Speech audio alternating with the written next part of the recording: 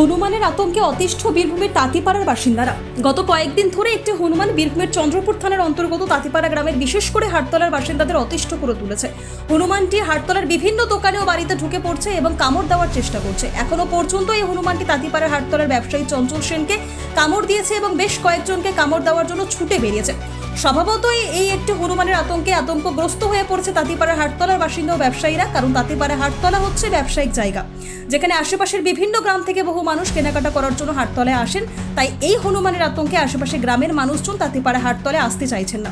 সমস্যায় পড়েছেন ব্যবসায়ীরা এই একটি হনুমানের কারণে। গতকাল বন দপ্তরের কর্মীরা এসেও এই হনুমানটিকে খাঁচায় বন্দি করতে পারেনি। তাঁতিপাড়ার মানুষজন ও হাটতলা বাসিন্দারা চাইছেন শীঘ্রই এই আতঙ্কগ্রস্ত হনুমানটিকে খাঁচায় বন্দি করে নিয়ে যাক, তাছাড়া আগত বহু মানুষের ক্ষতি করবে।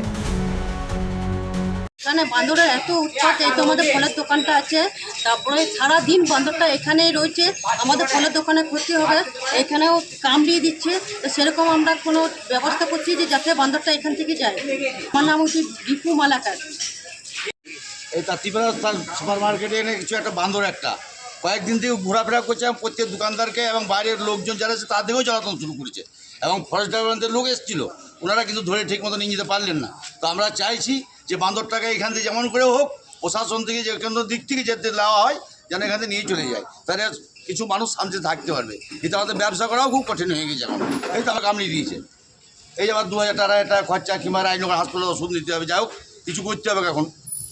আমাকে কালকে কামড়াইছে 4:35-এ। হোক প্রশাসন দিক থেকে কোনো দিক থেকে যে নজর থাকে এইটা প্রতি, তাহলে বান্দরটাকে তাঁতিপাড়া থেকে নিয়ে যাক।